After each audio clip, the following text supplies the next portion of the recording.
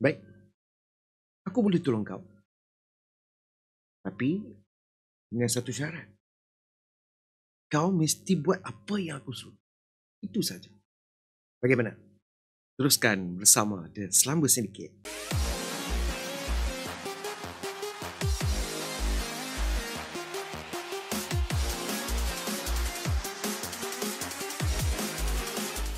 Bismillahirrahmanirrahim. Assalamualaikum warahmatullahi wabarakatuh. Salam dari The Slumber Syndicate. Pada yang belum like, share dan komen serta subscribe, berbuat demikian dengan tekan butang bell.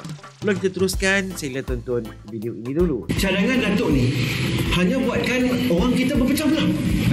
Tengok, semua dah pakat nak berkelahi. Kalau dah tak boleh nak memimpin, letak jawatan je Datuk. Allahu Akbar. Astagfirullahaladzim. Johan, apa yang melarat sampai letak jawatan semua ni? Kalau kamu tak suka, tak boleh terima, tapi datang syarat ni. Buang masa ya. Itu dia tadi petikan dari telemovie yang telah ditayangkan pada bulan 10 yang lalu, di mana saya telah diberi watak sebagai Johan yang agak antagonis lah. Betul kan? Hari ini saya nak berkongsi dengan rakan-rakan bagaimana kita boleh menceburi bidang lakonan dan apakah kriteria-kriteria yang ada seorang pelakon. Dan perkara ini boleh kita pertimbangkan untuk kita mencari pengalaman dalam bidang lakonan. Pengalaman saya dalam bidang lakonan ini tak banyak. Pengalaman saya dalam bidang lakonan ini tak banyak pun. Sejak dari sekolah menengah lagi, saya cuba mencari ilmu, produksi pengalaman dan juga persembahan. Dan kini saya gunakan segala ilmu dan pengalaman yang saya ada untuk kumpulan teater kami di college. Alhamdulillah, dengan pengalaman-pengalaman yang ada tu, saya curahkan ilmu dan kami menyertai beberapa pertandingan di peringkat dalaman, iaitu peringkat negeri dan juga peringkat kebangsaan. Alhamdulillah, ada kejayaan buat kami dan disitulah dia memberi semangat kepada saya untuk terus berkarya. InsyaAllah, apa yang saya nak kongsikan ini hanyalah asas. Dan sekiranya anda serius, anda boleh cari orang-orang yang lebih berpengalaman. Kalau kita nak kongsikan semua di sini 3 hari 3 malam, tak habis kan? Okey, yang pertama, kita kena ada pelbagai teknik lakonan yang mana melalui teknik ini kita dapat menyesuaikan diri kita dengan watak. Kalau nak jadi jahat macam mana? Kalau nak jadi baik macam mana? Kalau nak jadi Pak Ustaz macam mana? Kalau nak jadi gila macam mana? Jadi di situ teknik sangat perlu untuk seseorang pelakon itu. Untuk mendapatkan teknik ini, kita kena menyertai ataupun menghadiri bengkel-bengkel asas lakonan yang dianjurkan. Yang kedua, seseorang itu kena berada dalam dilema ataupun kena duduk dalam masalah. Dia kena kreatif di situ. Kena cari masalah dan cuba menghayati masalah tersebut dengan melalui sendiri pengalaman-pengalaman. Bagi contoh, dia nak jadi gangster, dia ditugaskan untuk menjadi gangster, diberi watak sebagai seorang gangster. Dia kena tahu macam mana kehidupan seorang gangster, macam mana gangster itu menguruskan anak buahnya, macam mana seorang gangster itu menghadapi konflik. Itu satu cabaran dan terletak kepada kreativiti seseorang itu sebenarnya. Lu jangan langsi yang tiwas sengat sama lu. Dalam keadaan ini, 2 perkara yang harus diketahui iaitu kekuatan magic if dan juga memory recall. Dan itu kena belajar dari itu lah. Yang ketiga, dalam keadaan ini seorang itu kena faham karakter dan juga buat homework berkaitan dengan macam mana sesuatu karakter itu memberi rasa dan juga menerima rasa, serta komunikasi di antara pelakon dan pelakon mewujudkan feel dalam scene itu. Faham ke tak? Sebagai contoh, dia nak jadi seorang ayah yang cool, tapi dalam cool tu memendam 1001 saat membara. Macam-macam lagi lah kan. Itu yang perlu kita buat homework. Yang seterusnya iaitu yang keempat, dia kena hadap teks tu.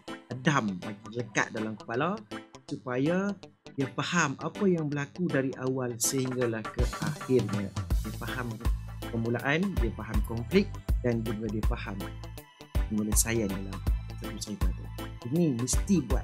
Jangan di akhir ataupun di hari kita nak shoot tu barulah kita terkial-kial nak cari skrip. Kononnya kita ni ingatan kita bagus, tapi bila kita siap dia menyusahkan orang. Ini sangat-sangat bahaya. Yang kelima, kita kena jaga attitude. Janganlah duduk belagak bajet hebat, kita ni extra je pun. Tapi duduk di set, duduk kemas kata kita ni ramai peminat. Jangan. Okay? Jaga attitude. Ikut apa yang orang arah, duduk relax, tengok orang buat kerja, cari pengalaman di situ.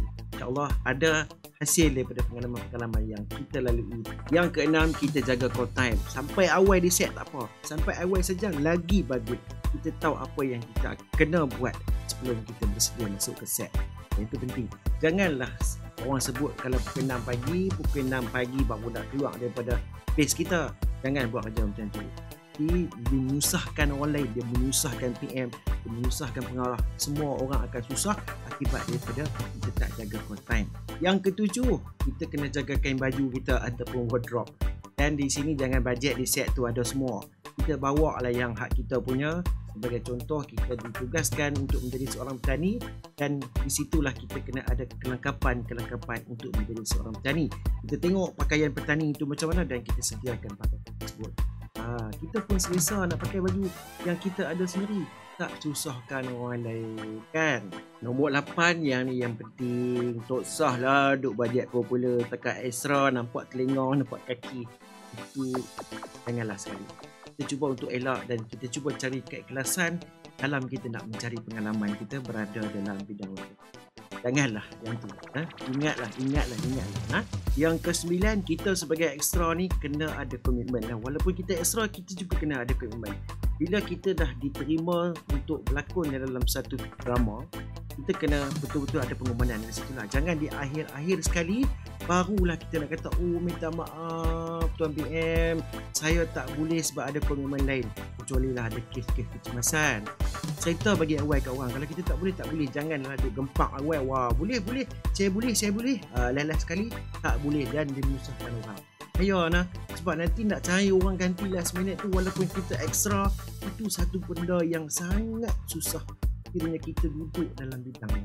Yang ke-10, bersiap sedialah sekiranya kita ada audition ataupun kita nak pergi audition. Kita kena standby siap-siap dah. Rasa marah macam mana, rasa sedih macam mana, rasa gembira macam mana, rasa happy macam mana.